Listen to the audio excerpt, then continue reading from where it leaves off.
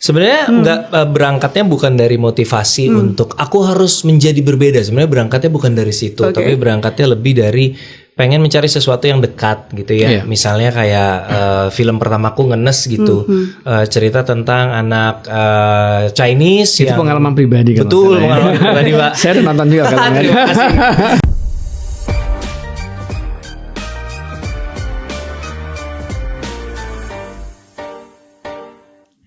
Halo semuanya, apa kabar? Kembali lagi di podcast WhatsApp, waktunya hukum menyapa. Nah, kali ini kita akan membedah makna di balik proses kreatif, di mana sebuah ide bisa dijadikan sebuah karya, dan karya ternyata bisa loh dijadikan suatu cerminan identitas. Nah, sudah hadir di tengah-tengah kita ada komika, penulis, pembuat film, produser, dan semuanya kayaknya diembat abis sih profesinya. Ini adalah Ernest Prakasa. Halo. Dan di tengah kita juga sudah hadir nih, ada Pak Agung Damar Sasongko, Direktur Hak Cipta dan Desain Industri DJKI. Pengen tahu nih kok. Iya. Pemain film iya, penulis iya, komika iya, terus produser sutradara iya. Inspirasi dari mana? Energinya dari mana? Sebenarnya benang merahnya kan adalah storytelling ya, kreatif storytelling, mulai dari panggung stand up comedy juga sebelum masuk ke film juga storytelling. Masuk ke film pun storytelling. Selalu aku dari kecil suka baca novel, suka nonton film, jadi suka captivated by stories gitu. Makanya ketika punya kesempatan untuk bikin film, aku entah kenapa lebih enjoy berada di balik layar, sutradara, penulis, produser, karena lebih punya kebebasan kreatif yang luas gitu dibandingkan di depan layar yang memang sudah dipagerin sama maunya sutradara, sama skenario dan sebagainya. Berarti gitu. ada pengalaman dibatasi. Loh ya, semua pasti ada batasan, nggak mungkin aktor bisa semaunya kan gitu. Dan ya memang itu seninya. Cuman buat aku setelah mencoba berbagai macam profesinya, semuanya ada tantangan dan keseruannya.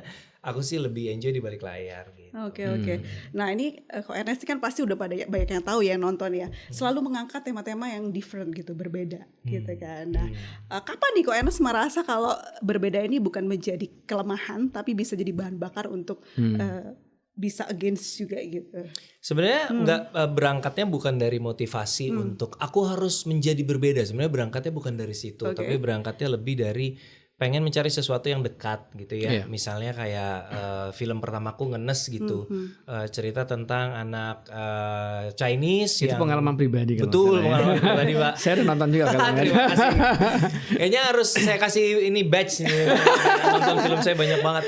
Jadi film itu kan sebenarnya proses berceritanya kayak pengen bikin cerita yang loosely based dari hidup saya, di mana saya dibesarkan sebagai keturunan Cina di era Orde Baru ya. Tahu sendiri seperti apa dulu kan gitu, dibully dari SD sampai SMP, sehingga punya cita-cita saya harus cari jodoh orang Indonesia asli supaya anak saya nanti nggak mengalami apa yang saya alami. Sampai gitu. seperti itu ya? Iya, sampai seperti itu. Nah itu kan bukan sesuatu yang ketika diangkat ke film bukan pengen cari yang unik, enggak, lebih ke pengen cerita sesuatu yang dekat gitu. Cek toko sebelah juga mirip-mirip gitu.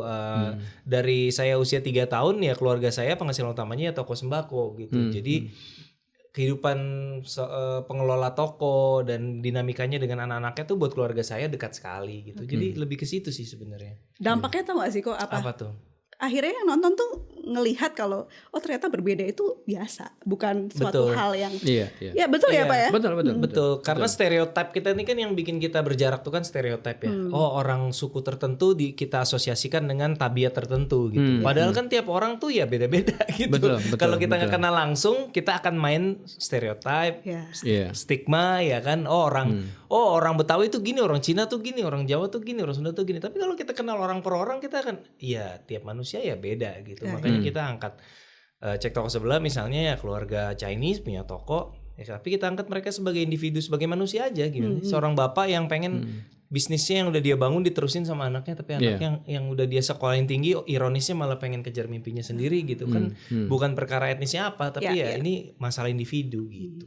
Nah ini sebenarnya kalau kita lihat cerita yang mengangkat dari keseharian kita itu akan lebih menarik daripada kita mengambil cerita yang sebetulnya itu tidak terjadi di sekitar kita.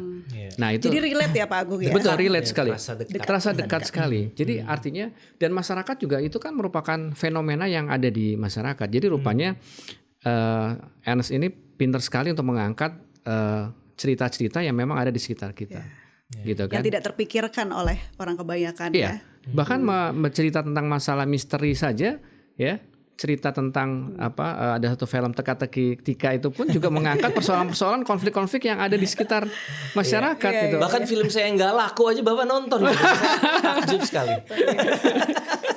Tapi yang menarik Pak, film-film Ko Ernest ini mempunyai makna yang mendalam ya. Jadi beliau ini bisa mengemas humor untuk bisa jadi kritikan, ya kan Pak? Kalau kita lihat ya. Nah ini kan hal yang fresh di Indonesia. Iya betul. Nggak takut kok soal mengkritik-kritik dan kan sering banget soalnya. Kalau di sosmed mungkin ya, kalau di film sih rasanya selama ini nggak terlalu ya. Maksudnya kritikannya tipis lah gitu, lebih ke kritik sosial gitu, nggak bersifat politik.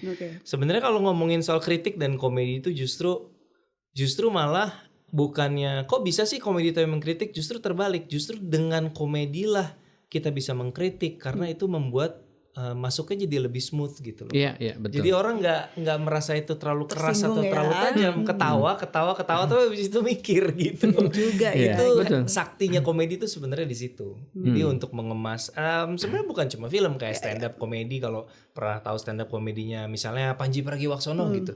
Dia ngelucu tapi sebenarnya materinya isunya sangat keras tentang kritik dengan berbagai hal ya gitu. Film juga sama. Ketika kita kemas dalam bentuk komedi, orang ketawa tapi sebenarnya di dalamnya kita punya pesan-pesan yang sangat serius gitu. Nah, ini kita sambungin nih Pak kepada DJKI ya. Nah, apakah dari pemerintah sendiri sudah ada untuk perlindungan hak-hak cipta yang khususnya Ernest ini untuk konteks sosialnya begitu? Ya sebenarnya kalau bicara hak cipta ya, sebenarnya kalau kita bicara tadi dari idenya yang dibuat oleh Ernest, terus kemudian dia bikin scriptwriter, itu sudah dilindungi secara otomatis oleh hak cipta. Jadi memang sebenarnya kalau bicara film itu sebenarnya disebut dengan kumpulan dari hak-hak yang ada di hak cipta. Contohnya sekarang dari scriptwriter, terus kemudian dari musiknya, ya kan, terus kemudian dari layoutnya, semuanya kan itu kan ada hal-hal yang memang terkait dengan hak karya cipta. Terus kemudian sutradara ini ketika dia memvisualkan dari gambar menjadi film, itu juga karya ciptanya dia. Karena contohnya sekarang gini, ada sebuah film yang sama di remake, sutradara yang berbeda, pasti dia punya visual yang beda. Betul. Nah, makanya si pencipta atas karya film itu sutradara punya hak cipta atas karya yang dibuat, gitu kan. Kalau produser kan yang membiayai film tadi sebagai pemegang hak ciptanya, tapi tetap dia punya hak itu tadi. Dan tokoh-tokoh yang main di situ itu masuk dalam pelaku pertunjukan yang juga dilindungi sebagai pencipta. Jadi kalau umpamanya dalam proses film tadi selesai, terus kemudian disensor, diedit, itu harus minta izin kepada si sutradara. Boleh nggak gue ngeditnya seperti ini? Jadi artinya undang-undang udah menjamin itu. Nah, apalagi kalau sekarang umpamanya setelah film itu tayang, terus kemudian sekarang lagi tren tuh di TikTok dipotong-potong jadi beberapa bagian, itu sudah mutilasi karya cipta, itu sudah melanggar hak moral dari karya cipta tadi.